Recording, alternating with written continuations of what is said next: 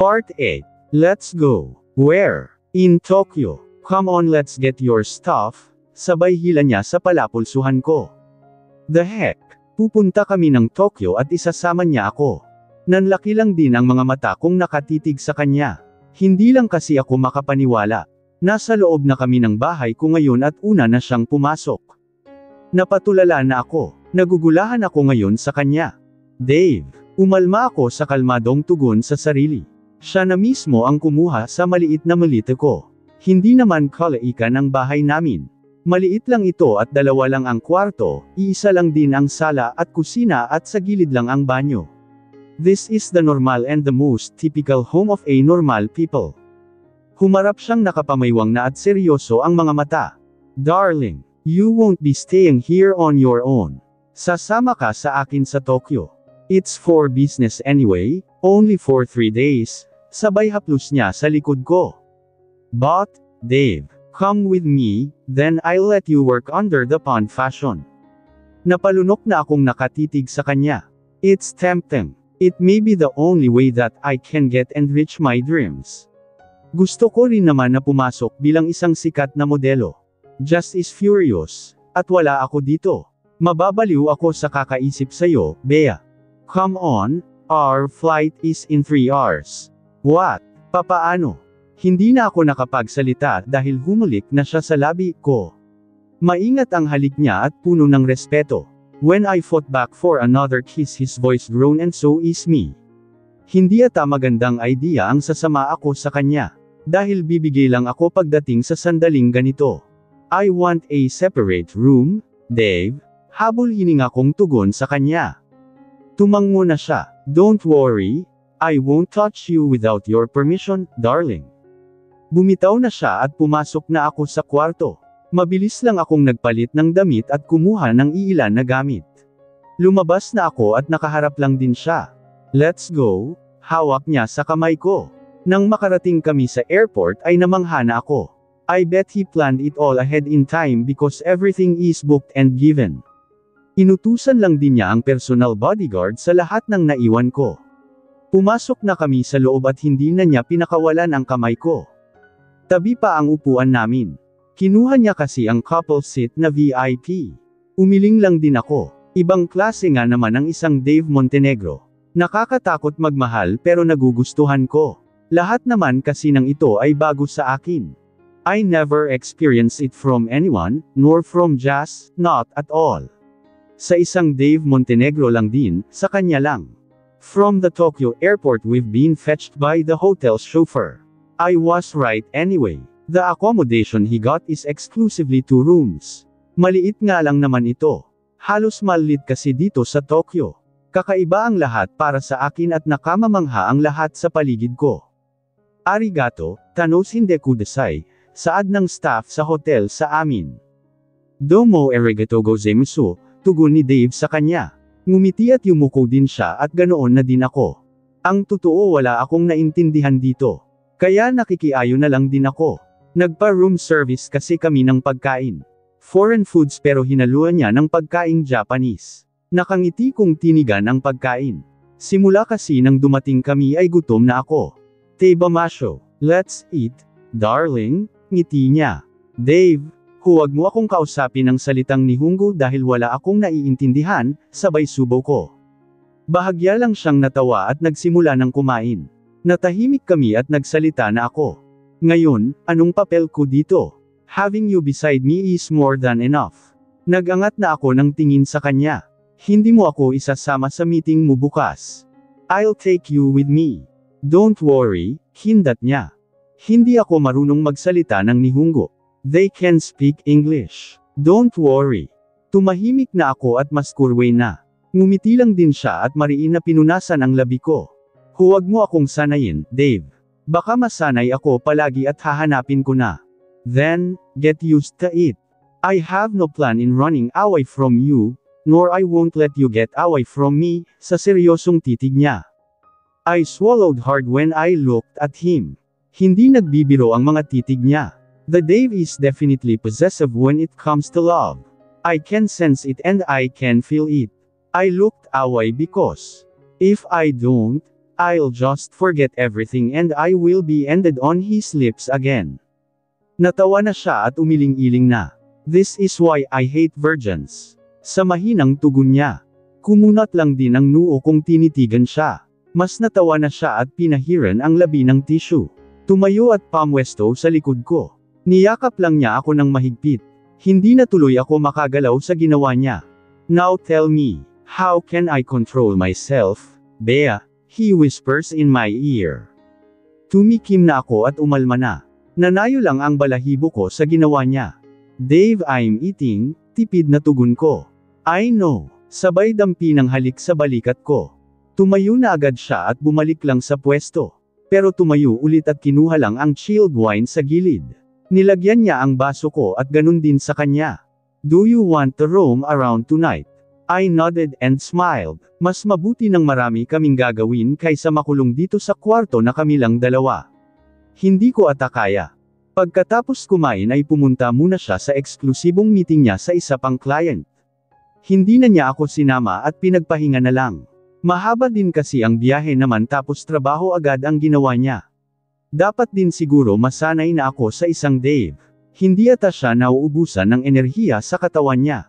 My goodness, Bea, nakakaloka ang medya dito, si Bobita. Nag-video call kasi kami ngayon at halata ang excitement sa mukha niya. Ang sweet talaga ni Sir Dave, Tokyo agad. Alam niya talaga na dudumugan ka ng media sa bahay mo. Ano, namilog lang ang mga mata ko sa sinabi niya. Hindi ko kasi inakala na ganito ang mangyayari talaga. Well, Dave only wanted to see who is Bea. The woman behind the heart of Dave, pa-cute ni Bobita. Kuminang pa ang mga mata niya. Gosh, wala na ata akong mukha na ihaharap sa kumpanya, Bobita. Nakakahiya, sabay takip ng mukha ko gamit ang dalawa kong palad. Huwag mong pansin, mga ingatero lang naman sila. Porket ikaw ang nagustuhan in Sir Dave. Ginulo ko na ang buhok ko. We'll be back in 3 days. 3 araw lang naman kami dito. Sulitin mo na, Bea. Paminsan-minsan lang naman yan. Di ba Tokyo, Japan agad? Tawa niya.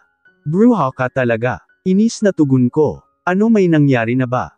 Tumili na siyang pinagmasdan ako. Pinaikot ko lang din ang mga mata ko at tumawa na lang din.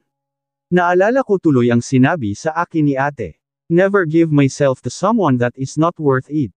Kailangan sa taong sigurado na ako. Wala pa. Ang hina naman ni Sir Dave, reklamo ni Bobita. Ewan ko sa'yo. Bukas na ulit tayo mag-usap. Papatayin ko na sana nang magsalita ulit siya. I have an exclusive letter here for you too. Hoy, huwag mo munang patayin. Pasigaw niya.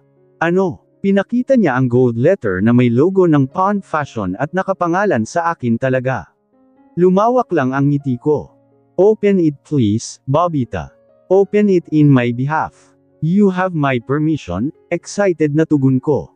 My pleasure. Agad niya itong binuksan at natahimik lang din ako. Kinabahan pa akong lalo. If I'm not mistaken and if my suspicious is right then it's an invitation. Napasigaw lang din siya nang binasa ito. Bea, an exclusive fashion show invitation in Asia, tili niya. Gusto ka nilang makuha. Oh my God, look. Pinakita niya agad sa akin auto at binasa ko pa. It's for next month. At tamang-tama din dahil babalik na si ate sa kumpanya sa susunod na buwan, at tapos na ang pagiging temporary secretary ko kay Dave. Nawala ng ngiti ko nang maalala siya. It's a distant feeling and I don't want to let go. You've got plenty of time. And your training is at Pond Fashion under the most elite Arthur Montenegro. Mas tumili na siya at ngumiti na lang din ako. Part of me is happy and the other part is getting lonely. It's like someone is pulling my happiness away from me while I'm walking towards my dreams. Ganito na nga siguro kapag mahal mo na ang isang tao, tapos may gusto ka pang gawin sa buhay mo. I'm in between my feelings and my dreams. Kaya to. I hope I can. I hope I can do this. Ang mainit na yakap niya agad ang sumalubong sa akin ngayon. He's a bit late for dinner. Hindi pa talaga ako kumain at hinintay ko talaga ang pag-uwi niya. Naamoy ko lang din ang amoy alak sa bibig niya, nilasing siguro ng mga kasama niya. I'm sorry, darling. That's why I didn't take you with me. I know this will happen. Umupo na agad siya sa mesa at mariin na tinitigan ako. Halata ang pagod sa pagmumukha niya. How did your meeting go? Kumain ka na ba? Yeah, all good. Sabay buntong hininga niya. I honestly hate this, Bea. I want to get away from this reality and just to be with you. Kumain ka na. Sapat na sa akin na titigan ka ng ganito, sabay lagay ng kamay niya sa mesa. Kumain na ako. Kanina pa ako nagugutom pero dahil nga mahal ko ang makong na ito, naghintay ako. Tanga lang din, Bea. Minsan nga di ko nagagawin ito. Ako lang din pala ang magsisi sa huli. Stop staring at me like that. I can't swallow my food. Ismad ko sa kanya. He just smirked and leaned his chin on his arms in the table. Hindi ko na siya pinansin at kumain na ako. Napalunok pa ako nang tinitigan ko siya at nag-flying kiss pa siya. Ha, ibang klase nga naman ang isang Dave Montenegro pag medyo lasing na. My beautiful darling, Bea ngiti niya. Hindi na ata siya nagsasawa ng kakatitig sa akin ngayon. Ang hina mo asa alak ano? I'm sure isang bote lang kaya mo, bahagya kong tawa. He chuckled and shook his head. The alcohol here is way too strong compared to the ones that I'm used to. Mas matapang dito, at mas matigas ang sikmura nila pagdating sa inuman. Tumayo na ako, tapos na din akong kumain. Niligpit ko lang din ang iilan at nilagay sa refrigerator. Pagkain pa din ng hotel ito. Nag-order na kasi siya. Sa labas ko sana gustong kumain para matikman ang mga nandito. Pero sayang naman kaya bukas na lang siguro. We'll have the whole day tomorrow. I'll tour you around Tokyo, sabay tayo niya. Okay, tangu ko. Hang on. Di ba company meeting mo? Taas kilay ko. Tinapos ko na kanina ang lahat. I notify the staff for an emergency meeting. Gusto kong masulo ka. Sa mapang akit na titig niya. Napalunok lang din akong tinitigan siya. I was about to tell him about the exclusive invitation that I've got. But I think it's not a good idea. Maybe when we get back. Sa pagbalik na lang namin sa Pinas, sasabihin ko rin. Lumapit na siya at niyakap lang din ako. Napatingala pa ako sa kanya. Dave, halata na kasi ang pagod sa mukha niya.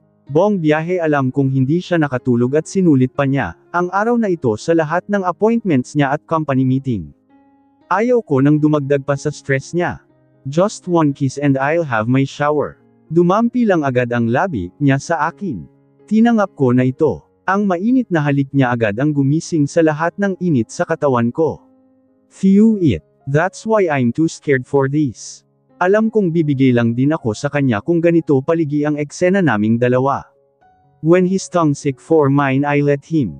Kagaya ng nakasanayan niya. Hindi pa niya ginalaw ang mga kamay niya at nakayakap lang ito ng husto sa baywang ko. He's trying to control his needs and I know he respectively respected me. Hanggang sa napaawang na ang labi ko at hinayaan ko na siya sa angkinan ito. God, you're so addicting, Bea. Huminto na siya at tinitigan lang ako. Humalik lang ulit siya sa noo ko ngayon. Good night darling, Bea. Nakangiti pa siyang humakbang palayo sa akin. Umiling-iling na akong natatawa sa kanya. Somehow he's very charming at this moment that I want to give in to him. I love you, Dave. I didn't fall in love with you because I was lonely or lost. I fell in love with you because after getting to know you, I realized that I wanted to make you a permanent part of my life. Lihim na tugon ko sa sarili habang pinagmamasdan siyang nakatalikod na sa akin. Nilaibat namin ang syudad at tinakman ang sari-saring pagkain sa mga sikat na restaurant at food chain dito. Sa Sushi no Midori kami nauna, dahil mahaba ang pila tuwing peak hour na. Namasyal at kumain ulit sa gyuan ng authentic Japanese-style steak, at tinikman ko na rin ang mga local food displays. Namangha ako sa kanya. In fairness, hindi siya maarte sa pagkain at sa lahat ng bagay. Sa Pinas lang ata umaandar ang pagka-bossy type niya. Pero dito, wala siyang pakialam sa lahat. Have this, sabay subo niya sa akin ng finger food. Have you tried takoyaki balls? Ngiti ko. Tumango siya. May display kasi at lumapit na ako dito para bumili. Wala akong pera pero binigyan niya ako kanina para sa kahit na ano ang gusto ko. Puro pagkain lang din ang binili ko. Mariin lang din niyang hinaplos ang likod habang naghihintay kami sa order. Unang buwan na ng summer dito, at hindi na malamig ang hangin sa paligid. Sarap. Sinubuhan ko na rin siya at mariin lang niyang pinahiran ang labi ko. Nagkalat ata ang sauce dito. I'm gonna miss this once we're back on track.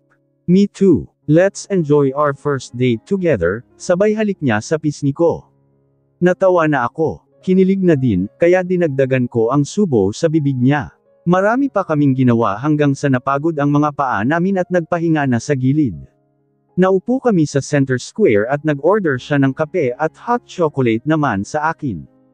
Masaya naming pinagmamazda ang lahat habang hawak niya ang kamay ko. Pinisil-pisil pa niya ito. He never keep his distance away from me. Halos magkadikit na kami buong araw. You're the type of girl that I want to keep at home, Bea, sabay inom sa kape niya. Nakatitig lang din siya. Ano, bahagyang tawa ko. Ilang babae na ba ang pinaiyak mo? Pabirong tugon ko. Mas nilapit ko pa ang mukha ko sa kanya at mas tinitigan siya. Tingnan natin kung ano ang isasagot niya. Kung magsasabi ba siya ng totoo. Bahagya lang siyang ngumiti at nakatitig lang din sa kamay ko. Ang dami na siguro ano. Di makasagot, tawa ko. Serious once. 2. But I have more flings. Just for the need, titig niya. Tumaas na ang kilay ko. Tama nga naman siya. Nakapila din siguro ang mga babae na may gusto sa kanya. Sino ba naman ang hindi bibigay sa isang date? Tumaas lang din ang kilay ko at umismid na. Hindi ko na siya tinitigan. Ang pinakaayaw ko ay ang mga lalaking ganito. Pero na in love naman ako. Tanga lang din. But after I've kissed you, I had none. Sa mas mahigpit na pisil niya sa kamay ko. Really? Iyang mukhang yan, sabay tawa ko. Tumawa na siya. I'm not joking, Bea. Ikaw lang din ang nakakagawa sa akin ng ganito. I know you have your dreams. Go and chase it. I won't stop you, but I won't let go of you, sa matinding titig niya. Napalunok akong nakatitig sa kanya. Nakikita ko sa mga mata niya ang seryosong pagmumukha. Tama na sa akin ng ganito. I will just treasure this moment. Ngayon lang naman uto, dahil sa pagbabalik naman sa Pinas magkaiba na naman ang mundo naming dalawa. Natapos ang pamamasyal namin at nag-take away din kami ng pagkain. Sinulit na namin ang lahat dito, dahil bukas ng gabi na ang uwi namin. May isa pa siyang appointment bukas ng hapon bago kami babalik ng Pilipinas. We're here snuggling with each others while watching a movie. Hanggang sa nagtanong na siya sa akin. What's your greatest dream? Parang out of nowhere ang tanong niya. Hindi ko alam kung anong nakain niya ngayon. Tumangala lang din ako sa kanya. Napako lang din ang mga mata niya sa TV sa harapan namin. Ikaw, what's your greatest dream? Binalik ko lang din ang tanong sa kanya. I can hear him smirk. Nakakatawa nga siguro ang tanong ko. May malaking upuan dito, pero nandito kaming dalawa sa sahig na magkatabing nakaupo. To have a family with you. Mahinang tugon niya sabay pisil sa kamay ko. Alam mo, ang corny mo ngayon. Kinuha ko na ang inumin ko sa gilid at ininom ito. Natahimik siyang saglit naghihintay ata sa sagot ko. Okay, he's dead serious about his question. Akala ko kasi nagbibiro lang siya. Nang tumangala ako para titigan siya ay nakatitig na siya sa akin ng husto. I want to become a model. To walk in the stage, wearing a novelty creations, ngiti ko sa kanya. Tumango na siya at mariin lang na kinagat ang pang-ibabang labi niya. Gusto ko rin kasi na may marating ako sa buhay. Okay, how long do I have to wait? Napatingala ulit ako sa kanya. Ngayon ko lang din naisip na 8 taon din naman pala ang agwat namin sa isa't isa. Here I am starting to walk into my dreams, while he's ready to settle and I'm not. Natahimik na ako at napako na lang din ang mga mata ko sa TV. Naramdaman ko na lang ang malamig na bagay sa daliri ko, at nang tiningnan ko ito ay namilog ang mga mata ko. He secretly put an engagement ring in my finger. I darted my stare on him and he just plainly looked at my finger. He's caressing it. I'm not asking you to marry me now, Bea. But I want to have you. Go and chase your dreams, I won't stop you. And when you're ready, let's get married, pagpatuloy niya. Namuulang din ang luha sa mga mata ko. Never in my wildest dream that Dave will propose to me like this. Mariin kong tinitigan ang singsing sa kamay ko. Ang ganda nga naman nito. He's holding his promise by giving me this ring and yet, I haven't given mine. Dave. Pamatak na ng luha ko habang pinagmamasdan siya. Sabay pahid niya sa luha ko. I love you, Bea. I love you, bulong niya. When he whispers the words it sends shivers all over me. Hindi ko nga naman may kakaila na mahal ko siya. Parang ang bilis lang din ng mga pangyayari sa aming dalawa. It seems like everything is on the rush for him. He claimed me as his girlfriend without telling me his feelings. And now, he's proposing to me. Nakakatawa lang din. Ganito ka ba talaga magmahal, Dave? Titig ko sa kanya. I don't know. Ikaw pa lang naman ang una ko. You're the first one that I offer my heart in that ring, Bea. Napalunok lang din akong nakatitig sa kanya. There's a strong feeling in his stare, and slowly he lowered his head and kissed me. Napaawang lang din ang labi ko sa halik niya at mas tinangap lang din ito. Ito na siguro ang pinakamatamis na halik na natikman ko mula sa kanya. It's passionate and it's full of love. When I feel his tongue thrusting inside I fought for more. Yamakap na ako sa leeg niya at nagpatyanod na sa nakalalasing na halik niya. Hindi ko na namalayan na nakahiga na ako sa sahig. The heck? And he just smiled looking at me. Will I stop? Sa mapang-akit na titig niya. Naglalakbay na ang isang kamay niya ngayon sa tagiliran ko at napapikit na lang din ako. Honestly, I don't want him to stop, I don't want to. So, I shook my head, and in an instant he kissed me again, pushing his way in inside my mouth hungrily. I know I'm so reckless right now, but I don't care anymore. Kung bibigay man ako, gusto ko sa kanya ko unang ibigay ang sarili ko. I always imagine our kisses. Walang araw at gabi na hindi ko naalala ito. It always haunt me and I always wanted to taste it more from him. Ngayon pa ba ako hihinto? Ngayon pa ba na alam kong mahal din niya ako? Bea, he said as his head dropped back, but his arms didn't relax. He's halfway lying on top of me and I know he's trying his best to control. But it's too late, it's way too late. Ramdam ko agad ang init ng labi niya sa leeg ko. Bumaba na ang halik niya ngayon at maingat na nilalakbay nito ang leeg ko. It's like he's taking his time kissing at my bare skin. I moan in excitement as ecstasy took over me. Mariin lang din ang pagmasahe ko sa buhok niya, sa likod ng leeg niya. Oh, Dave! I gasped for an air while panting underneath him. His hand travels underneath and he slowly, caressingly rubbing me underneath. I couldn't control it. My body arched as I moaned calling for his name. Nabaliw na ang katawan ko ngayon sa ginawa niya. Buo pa ang damit ko at hindi pa niya tinangal ito. If we're doing this, habol hininga niya. Oh, we're doing this, habol hininga ko. Hindi niya natapos ang gusto pang sasabihin dahil pinutol ko ito. Mas hinalikan ko lang siya ng tudo. Ayaw ko ata siyang huminto sa ginagawa niya ngayon. Then let's go somewhere more comfortable, Bea sa matinding titig niya. I want to take you slowly and gently, sabay dampi ng halik sa labi ko. I swallowed hard while looking at him. Wala na akong masabi pa, dahil lunod na ako ngayon sa kanya. Hanggang sa tumayo na siya at binuhat lang din ako. Humawak na ako ng mahigpit sa leeg niya. Nagtitigan pa kaming dalawa. We only stare and we never talk until I heard him pushing the bedroom door. When we reached the bedroom he slowly put me down in the bed. Namanghalang din ako dahil una niyang hinubad ang damit niya sa harapan ko. Mas kinilabutan na ako ngayon. I know this will happen and there's no turning back.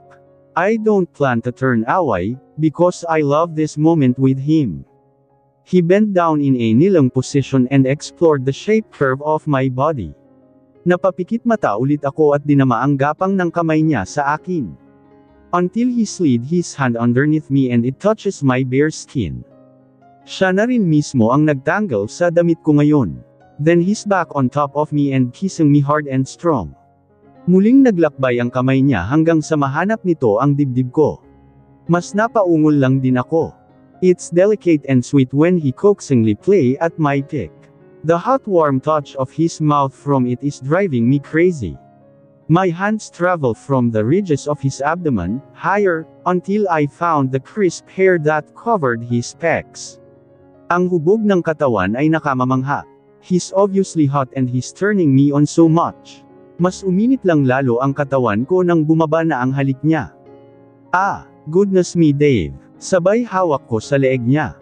Bahagya siyang huminto at hinubad lang din ang pang-ibabang damit ko.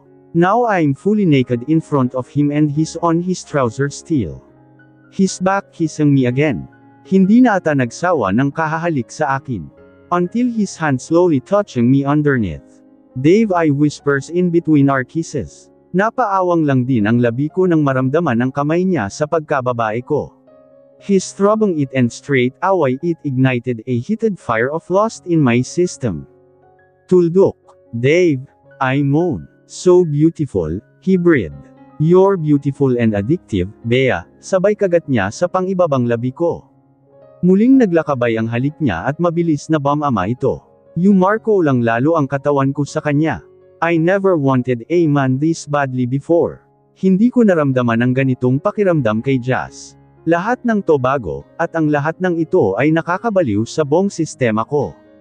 His mouth closed over while sucking my peak and I shuddered in return. Until his kiss travels underneath me. Umalma na ako. Nahiya kasi ako sa ginawa niya. He just stared back at me and smiled. It's okay, darling. Let me do it for you. Shit na talaga. Ganito ba talaga to? At ang isang Dave pa. Mas napapikit mata na ako at humawak na lang din sa ulo niya. My entire being is scorching, and everything inside me is burning that I thought I might explode into flames. Dave. Oh, my goodness. Halos hindi ko na mahanap ang sarili ko sa ginawa niya sa akin. Nakakabaliw lang din ang lahat ng ito. He's kissing me underneath and caressingly massaging my dick. Napamura na ako sa isip ko. This is way beyond heaven. Parang nakalutang na ako sa langit at naabot ko rin ang tuktok at dulo. Dave, I pleaded. I want him inside me. I want to feel him inside. He's back on top and laid in between me. I can feel his full erect ion underneath throbbing at my. He ran his lips again all over my body and bent down. Hinubad na niya ang panghuling saplot sa katawan niya. Napalunok lang din akong tinitigan siya. It's electrifying. It sent a tingling sensation in my entire being. I can feel his hands again moves higher, capturing and fulfilling. Hanggang sa bumalik ang bibig niya sa bibig ko. Ramdam ko agad ang bigat niya sa ibabaw ko. But he's gentle and I know he is. I love you, Bea. I love you. When I tell I love you, I'm not saying it out of habit. I am reminding you that you are my life. Marry me, Bea. I want to keep you. I want to hold you. I want to do this in every night with you. Sabay halik niya sa labi ko. I love you too, Dave. Halos mawala na ako sa sarili ko. I'm so lost. And when I felt his member underneath me. It's almost ready. I opened my legs wider for him, giving all his access in between. Pinaikit ko na rin ang mga mata ko. I want this anyway and I won't regret this. I want. Suddenly, and with a pained expression he knelt in between my legs. He lifted my legs for his position and I hold my breath, and then I feel him filling me slowly. Oh ah! I gasped for an air. Hindi ko inakala na ganito pala kasakit ito. It drew a pain inside me but it didn't stop me. Ramdam ko agad ang lalim ng hininga niya at nakatitig lang din siya sa akin ng husto talaga. I bit my lower lip and smile at him. Giving him the security that it's okay, and I'm more than okay. Are you okay, darling? Habol hininga niya. Tumango na ako at ngumiti na sa kanya. Yes, I'm okay, Dave. He returned the smile and then he began to move slowly inside me. My body arched in sweet agony as I met each stroke he made. It was slow and then it became rapid. Thrusting deeply and tenderly inside me. Bea darling, sa mahigpit na hawak niya sa baywang ko. Hanggang sa binilisan na niya ito. And as the tension arose and as it climbed inside me I forgot to move. Nakalimutan ko na ang lahat at nawala na ako sa sarili ko. Hinayaan ko na si Dave sa ginawa niya. Hinayaan ko na siya na angkinin ako. His rhythm is driving me out of control. He kept thrusting inside me, in and out, back and forth. Sa lakas ng indayog niya ay parang gumuho na ang mundo ko, at nakalimutan ko na ang lahat. Humawak na ako ng gusto sa kanya. Mahal kita, Bea. He groaned as he huskily whispers for my name. Oh Dave, mahal din kita. Tinanggap ko na ang lahat sa kanya. I embraced him with all of my love and with all of my heart. Hindi ko na naman layan ang pagpatak ng luha sa mga mata ko. Hanggang sa naging mabilis na ang lahat. His warm breath near my ear is driving me more higher. He never stopped whispering his love for me. And as where our body joins, it's absolutely beautiful. Feeling the warmth, the kiss, the touch and the tender caress. I can hear him groan, and a few strokes later he pulled out over the edge and silently had his release. Nanlaki pa ang mga mata ko sa nangyari. Ramdam ko rin ang init nito sa hita ko. I don't want to be selfish, Bea, that's why I pulled out, sabay halik niya sa tainga ko. Hindi na ako nagsalita dahil hinahabol ko lang din ang hininga ko. Ramdam ko pa ang lakas ng pintig sa bawat puso naming dalawa. Kung iisipin ko nga naman, tama siya. Hindi ko na kasi inisip ito. Pero hindi rin ako nagsisisi o magsisi sa sarili ko.